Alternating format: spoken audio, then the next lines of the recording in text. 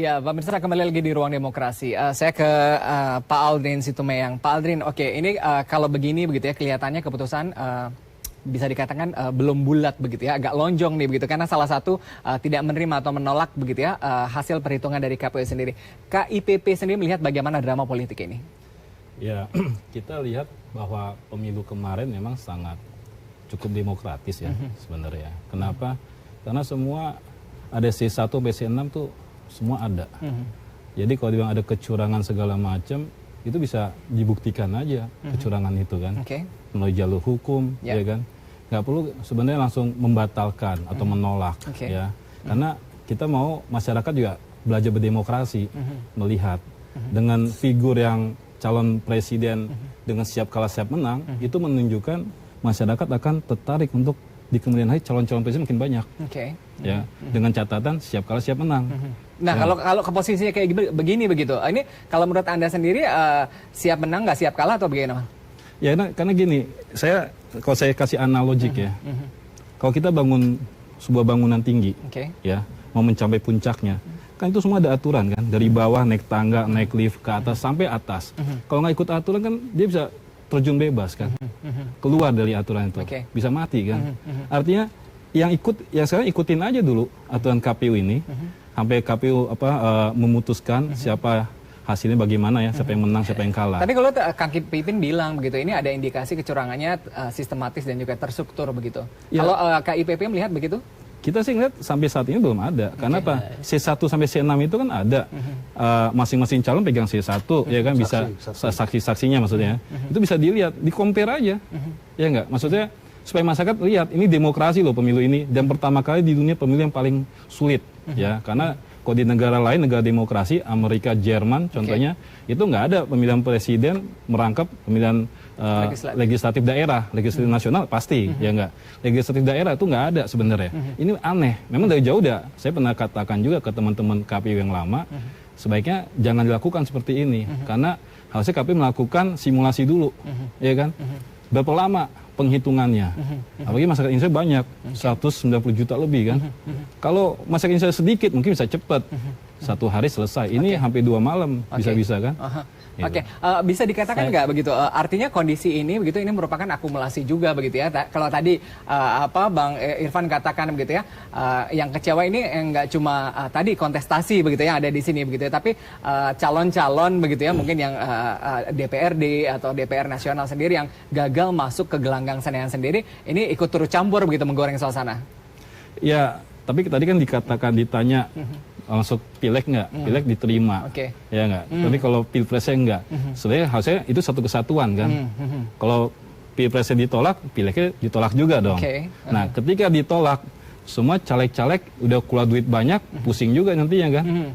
Itu makin bahaya. Kedua, ini saya takutnya negara kan akhirnya buang kos sudah sangat banyak.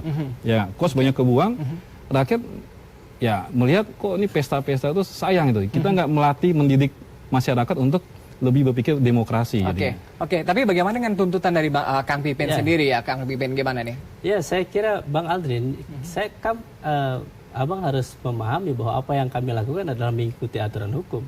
Jadi kalau kita selesai ya ranahnya nanti MK, dan mungkin itu juga yang akan kami tempuh. Tetapi saat ini ranahnya ada di Bawaslu.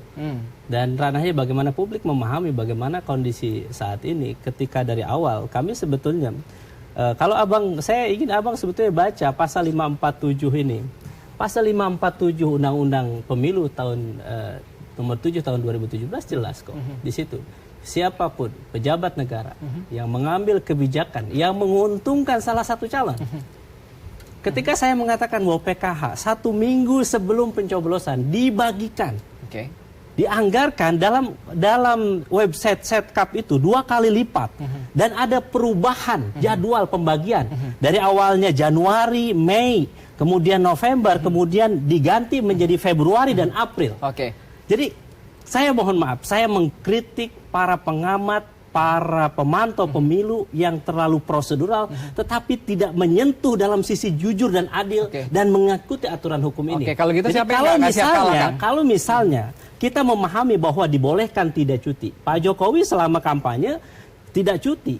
sebetulnya di situ banyak potensi pelanggaran, penggunaan fasilitas negara, anggaran negara untuk dia kampanye. Yang kedua, ini jelas saya katakan pasal 547, setiap warga, setiap pejabat negara sampai kepada kepala desa dilarang membuat kebijakan yang menguntungkan kepada salah satu calon. Dan itulah yang saya lihat Bang Aldrin dan teman-teman pemantau pemilu yang saya selalu diskusi di berbagai kesempatan melihat seakan-akan itu tutup mata, tidak melihat, dan kemudian langsung lari kepada hasil pencoblosan, pasca pencoblosan seakan-akan tidak apa-apa. Gimana Pak? Kita kan harus membedakan ada dua tema nih berbeda.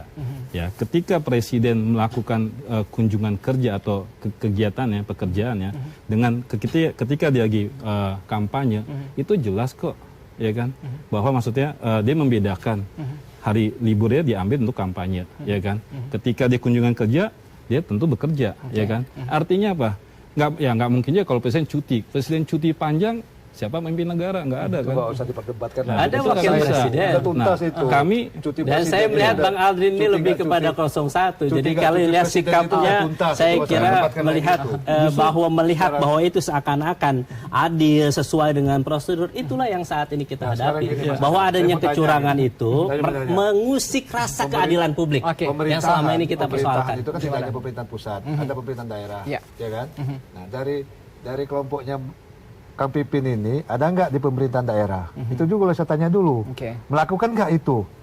Udah deh, kita nggak usah terlalu, tadi saya bilang pepatah lempar batu sembunyi tangan. Udah deh, nggak usah kita bohongi rakyat. Saya boleh langsung jawab nggak Bang? Ya kan? Gimana? Supaya Kami kita punya kepala daerah, tetapi kami sejak awal sudah statement bahwa kepala daerah pendukung Prabowo Sandi tidak boleh masuk dalam tim sukses dan tidak boleh mengkampanyekan Prabowo Sandi sejak awal. Tidak tetapi masuk, berbeda dengan TKN. Tidak masuk, sejak awal tidak ada kepala daerah pendukung Jokowi tidak ada kepala daerah yang itu masuk menjadi tim sukses, ada dan kepala daerah yang kami masuk, harus kami mengatakan itu berpotensi menggunakan tidak hanya APBN, sudah APBD. Program pemerintah daerah untuk mengarahkan para ASN, pejabat program daerah pemerintah untuk mendukung 01. Ya, itu kan dibicarakan oleh kelompok atau dibicarakan kepada legislatif, ya kan, teman-teman juga ada di situ legislatif, ya kan, Kang Pipin partainya juga ada di situ, pasti tahu tuh kapan waktunya program ini, apa manfaatnya, apa ininya, bagaimana anggarannya, bagaimana sasarannya, itu dibicarakan antara pemerintah dan mayoritas di DPR RI adalah itu nggak usah lagi 01. Itu nggak usah lagi di saya harus jujur, Mas Pipin, bahwa saya keberatan kalau Anda mengatakan seperti itu. 01 di DPR RI adalah pendukung 01 ketika secara teknis inilah keunggulan PKH partai koalisi dikatakan kami, bahwa inilah ada perubahan koalisi. hal teknis itu adalah dilakukan oleh 01, oleh petahana. Setgap yang di websitenya ada. Di setiap website kepala daerah, jadi Jawa Tengah, Jawa Timur menggelontorkan kalau legislatifnya dukungan partainya kecil, ya jangan ngeluh dong, jangan baper dong. Itu harus terima dong. Kami harus menyampaikan bahwa Abang ingin memframing bahwa di DPR RI juga ada PKS, ada Gerindra, ada Demokrat, ada PAN, tetapi jumlah kami lebih sedikit. Itu udah faktanya. Makanya jangan minder dan jangan baperan. Kalau kita berbicara tentang angka itu jangan baper. Ya memang fakta politiknya seperti itu. Itu fakta politik loh. Fakta politik itu nggak bisa lagi diperdebatkan. Tidak bisa diperdebatkan. Baik, saya kemarin negara. Oke, semua sama-sama lewat begitu ya. Oke. Ini bagaimana begitu? Oke, bagaimana caranya mekanisme untuk menyelesaikan masalah ini begitu ya? Apakah ada misalnya ada panggung khusus begitu ya? Misalnya apakah adu pleno begitu ya di KPU atau seperti apa, Bang Aldrin? Saya melihat sesuai dengan aturan hukum aja bahwa pertama sampai tanggal 22 itu ya kan diikutin lah ya. Itu KPU yang wewenang KPU kok itu. Dan KPU itu kan yang resmi dan disepakati ketika Pilpres belum dimulai. Pemilu kan kita mengakui ini KPU satu-satunya. Ada Bawaslu segala. Kita ikutin. Nah, ketika tidak merasa puas, baru ikutin jalur hukumnya kan. Ada MK ya kan. Itu ikutin aja dulu. Nah, ketika MK baru ini baru nanti dibicarakan. Bicarakan maksudnya begini loh.